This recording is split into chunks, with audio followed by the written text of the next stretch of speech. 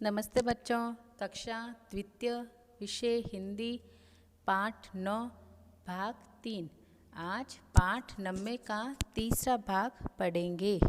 आज हम कुछ प्राणियों के बारे में जानकारी करेंगे। हम 2 दिन से ये पाठ पढ़ रहे हैं। हमने बहुत सारे जानवरों के बारे में बहुत कुछ सीखा है। अब हम आगे उनसे कुछ और सीखेंगे। ठीक है, आज हम अपने आगे वाला टॉपिक स्टार्ट करते हैं। चलो देखते हैं। हमारा टॉपिक है आज जलचर प्राणी। जलचर प्राणी कौन से होते हैं? वह जीव जो पानी में रहते हैं उन्हें जलचर प्राणी कहा जाता है।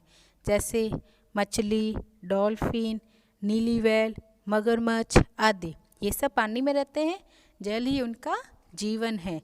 तो जो पानी में रहते हैं उन प्राणियों को क्या बोलते हैं? जलचर प्राणी बोलते हैं। अब हम कुछ जलचर प्राणियों के चित्र देखेंगे। तो पहला चित्र देखो, सबसे ऊपर क्या बनी हुई है? मछली। मछली कहाँ रहती है? पानी में रहती है ना। मछली को हम पानी से बाहर निकालते हैं तो मछली मर जाती है, वो जिंदा नहीं रह पाती। और दूसरा पिक्चर देखो, स्टार फिश। ये क्या है? Star fish. ये देखो तारे की आकार की मछली है। जो तारा, तो हमने स्टार यानी तारा होता है, तारा हमने आसमान में देखा है ना, उसकी जैसी ये मछली होती है। ये भी पानी में रहती है। ये चित्र देखिए, ये किसका चित्र है? नीली व्हेल यानी ब्लू व्हेल। ब्लू व्हेल का मतलब हिंदी में बोलते हैं नीली व्हेल। ये सबसे बड़ी मछली होती है और ये पानी के अंदर ही रहती है। अब हम आगे अपना स्टार्ट करेंगे। दूसरा पॉइंट है उभयचर प्राणी। अब उभयचर प्राणी कौन से होते हैं उसके बारे में पहले हम पढ़ेंगे।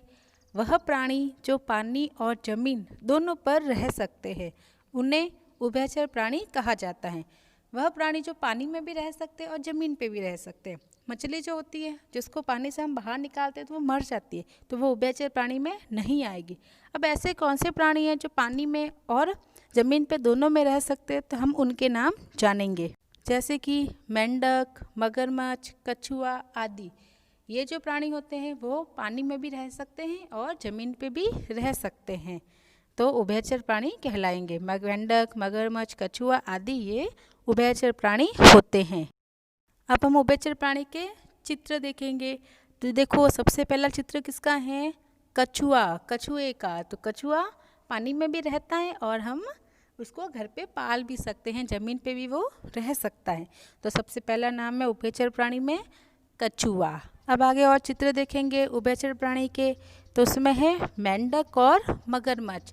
मेंढक हमने देखा ही है, मेंढक को, वो पानी में भी रहता है, नालियों में भी रहता है और सड़क पे भी घूमता है। मगरमच्छ ये भी पानी में भी रह सकता है और ज़मीन पे भी जिंदा रह सकता है। तो हमने उभयचर प्राणी के 3 नाम भी सीखे हैं और नाम भी आप अपनी पुस्तक में देखकर जान सकते हैं। अब तीसरा पॉइंट है थलचर प्राणी। अब थलचर प्राणी कौन से होते हैं उसके बारे में पढ़ेंगे। वह प्राणी जो ज़मीन पर रहते हैं उन्हें थलचर प्राणी कहते हैं। जैसे गाय, भैंस, बकरी, कुत्ता आदि। ऐसे प्राणी जो घर पे पालते भी हैं उनको और वो ज़मीन पर रहते हैं, उन प्राणियों को थलचर प्राणी यानी स्थलचर प्राणी, थलचर प्राणी कहा जाता है। हम आगे थलचर प्राणी के चित्र देखेंगे। अब ये देखो, किसका चित्र है? गाय का। गाय थलचर प्राणी में आती है, वह ज़मीन पर रहती है और इसको हम घर पे भी पालते हैं। यह थलचर प्राणी है। अब कुछ और चित्र देखेंगे। ये देखो, किसका चित्र है?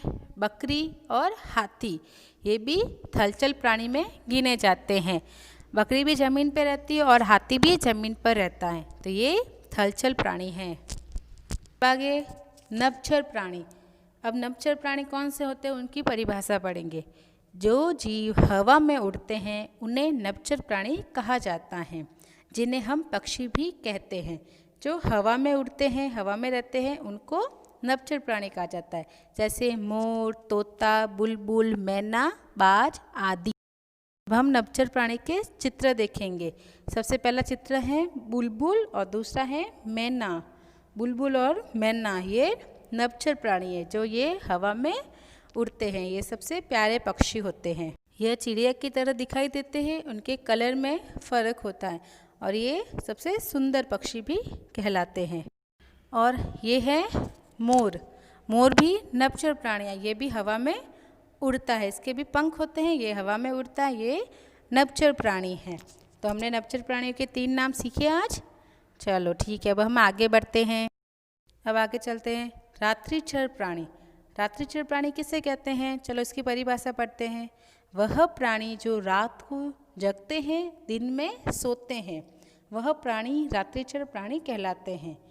जो रात को जगे रहते हैं और दिन भर वो सोते रहते हैं, वह प्राणी कौन से होते हैं? रात्रिचर प्राणी। वो कौन कौन से होते हैं? चलो नाम देखते हैं। उल्लू, चमगादड़, तेंदुआ आदि। उल्लू को तो हम जानते हैं, हमने देखा भी है उल्लू को। उसको रात को ही दिखाई देता है, दिन को उसको दिखाई नहीं देता है। ये रात्रिचर प्राणी कहलाता है। अब हम इनके चित्र देखेंगे। सबसे पहला चित्र है चमगादड़ का। चमगादड़ को देखिए सबने, रात को उड़ती है ये। और ये हमको जैसे मम्मी पापा बोलते हैं ना, चमगादड़ आएगी आपका नाक पकड़ लेगी, नाक पे बैठ जाती है ये चमगादड़ होती है। और दूसरा चित्र देखो, ये किसका चित्र है? उल्लू का। ये उल्लू है, देखो उल्लू का चित्र।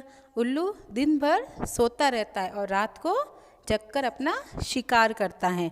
तो ये रात्रिचर प्राणी हुआ। अब आगे और रात्रिचर प्राणी का चित्र देखेंगे। ये कौन है? तेंदुआ। ये तेंदुआ देखो शेर और चीता के जैसा लग रहा है ना। ये शेर और चीता से भी छोटा होता है, ये उसकी बॉडी थोड़ी कम होती है। शेर इससे भी बड़ा होता है, चीता इससे भी बड़ा होता है। ये ऐसे सबसे छोटा प्राणी, पर ये सबसे खतरनाक प्राणी कहलाता है। ये रात को सब पक्षी सब जानवर सो जाते हैं, तब ये हमला करता है। तब वह हमला करके अपना शिकार करता है। यह रात्रिचर प्राणी कहलाता है। अब हम बहुत प्रश्न करेंगे। हमने आज जितना पढ़ा उसमें से कुछ प्रश्न करेंगे।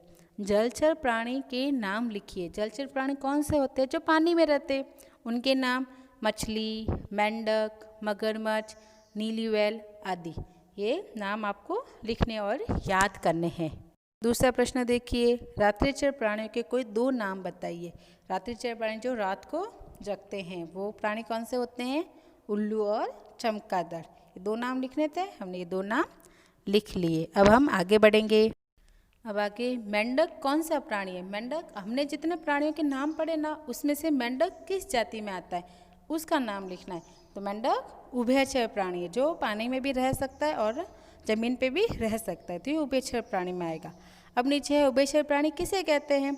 जो जीव पानी और जमीन दोनों पर रह सकते हैं, वह उभयचर प्राणी कहलाते हैं। अब हम ग्रह कार्य देखेंगे।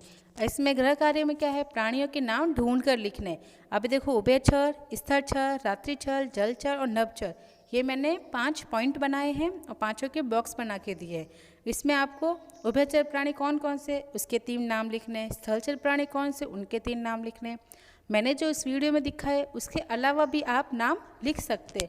और कुछ नाम आप मम्मी से, पापा से, भैया से, किसी से भी पूछो, वो आपको बताएंगे, वो उसमें से लिखना।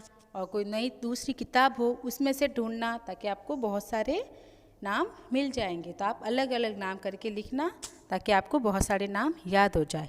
Okay, thank you.